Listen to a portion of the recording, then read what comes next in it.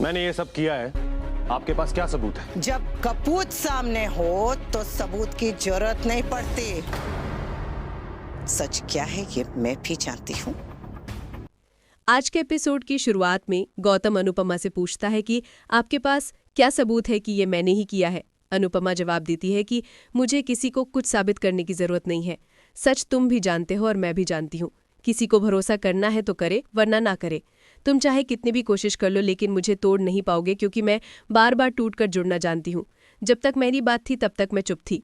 तभी मोटिबा कहती है कि अगर ऐसा है तो फिर आज तमाशा क्यों कर रही हो। अनुपमा गुस्से में कहती है कि आज मेरी टीम की बात थी। मेरी टीम के साथ कोई गलत करेगा तो मैं उसे नहीं छोड़ूंगी।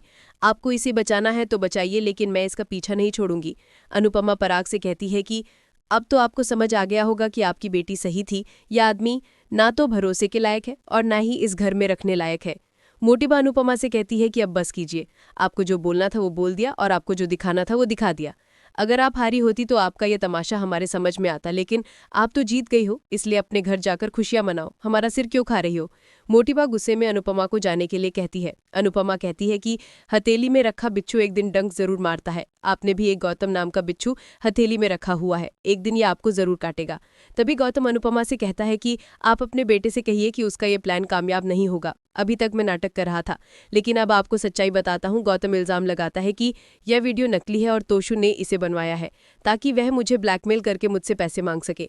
जो आदमी अपने दामाद से पैसे लेता हो वो पैसे के लिए किस हद तक गिर सकता है ये सबको पता है, लेकिन यहाँ उसके नकली सबूत पर कोई विश्वास नहीं करेगा। अनुपमा कहती है कि मेरा बेटा नकारा और निकम्मा है, लेकिन उसमें कंप्यूटर की इतनी समझ नहीं है। अगर उसमें ये टैलेंट होता तो वह भूखा नहीं मर रहा होता। गौतम कहता है कि आप मुंबई वापस जाने की जगह यहाँ आकर तमाशा क्यों कर रही हो। अनुपमा कहती है कि मैं तुम्हारी सच्चाई बताने आई थी, ताकि सबको पता चले कि इन्होंने तुम्हारे जैसे बिच्छू को पाल रखा है।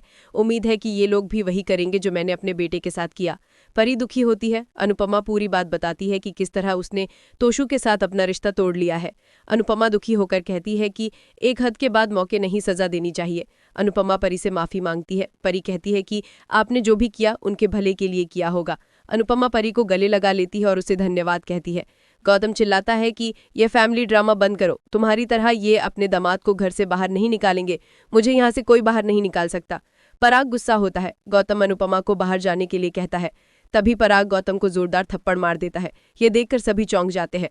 गौतम हैरान होता है। पराग गुस्से में गौतम को वहीं खड़े रहने के लिए कहता है और डंडा लेकर आता है। पराग कहता है कि यह हमारे पिताजी की छड़ी है। मैं और अनिल बचपन में इससे बहुत बार पिट चुके हैं। इसकी मार से आत्मा शरीर से बाहर ही निकल जाती थी। अनिल सहमत होता है। पराग अनुपमा से कहता है कि इसने आपके साथ जो किया है उसकी सजा इसे आप ही दोगी। मेरा मानना है कि गलती नहीं हो सकती, लेकिन सजा पुरानी ही होनी चाहिए। आजकल के माँ बाप सजा देना ही भूल गए हैं, लेकिन भगवान की कृपा से हम पुराने जमाने के लोग हैं, इसलिए हमें सजा देना बहुत अच्छे से आता है।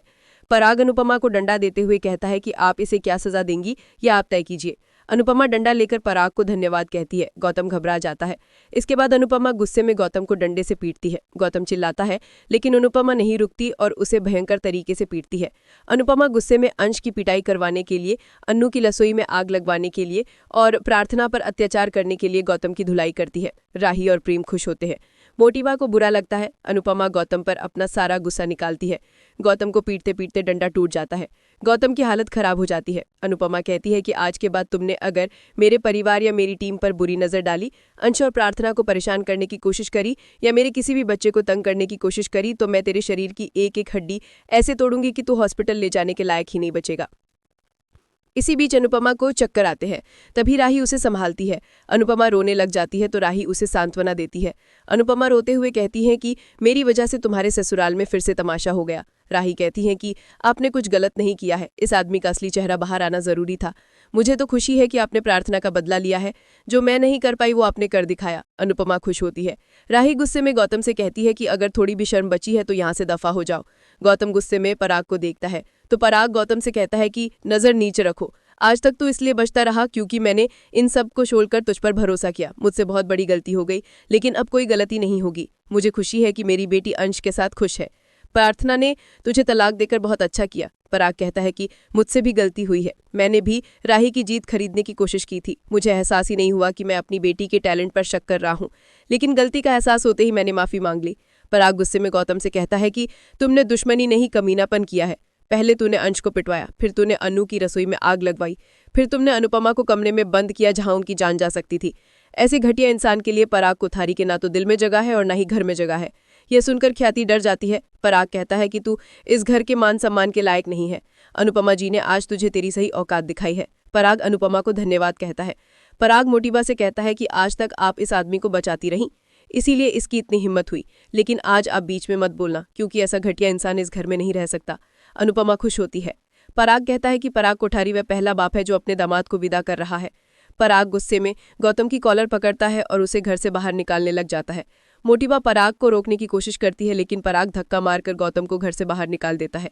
पराग गुस्से में कहता है कि आज के बाद अगर तूने इस घर की दहलीज लांघने की कोशिश करी तो मैं तेरा वो हाल करूंगा कि तुझे अपने पैदा होने पर अफसोस होगा। गौतम अकड़कर पराग के सामने आता है और कहता है कि आप भूल रहे हो कि आपकी कंपनी में मेरे भी पैसे इन्वेस्ट किए हुए हैं। पहले मेरे सारे पैसे सूद समेत वापस कीजिए, उसके बाद घर से निकालिए। पराग गुस्से में पूछता है कि तू किसको धमकी दे रहा है? क्या तू पराग कोठारी को धमकी दे रहा है? गौतम कहता है कि जब तक रिश्ता था तब तक लिहाज था, अब रिश्ता खत्म तो लिहाज भी खत्म।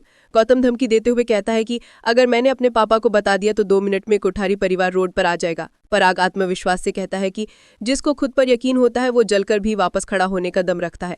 जिसके पास अनिल जैसा भाई हो, प्रेम राजा और बादशाह जैसे बेटे हों, ख्याति जैसी जीवन साथी हो, मीता जैसी बहन हो, राही माही परी जैसी बहुएं हो, अनुपमा जैसी शुभचिंतक हो, जिसके सिर पर श्रीनाथ जी और अपनी माँ का आशीर्वाद हो, वो किसी के बाप से नहीं डरता। गौतम मन ही मन गुस्सा होता है। इसी के साथ एपिसोड खत्म हो जाता है। अगले एपिसोड में देखने को मिलेगा कि गौतम गुस्से में अपनी बेइज्जती का बदला लेने की धमकी देता है। मोटिबा डर जाती है और गौतम से माफी मांगती है। पराग ऐसा करने के लिए मना करता है, लेकिन मोटिबा कहती है कि हम बर्बाद हो जाएंगे, हमारा नाम मिट्टी में मिल जाएगा, गौतम जी से दुश्मनी मत करो। पराग हैरान होता है। आज के एपिसोड आपको कैसा लगा हमें कमेंट करके जरूर बताएं। साथ ही ऐसे ही डेली अपडेट्स के लिए इस वीडियो को लाइक करें और हमारे चैनल को सब्सक्राइब जरूर करें।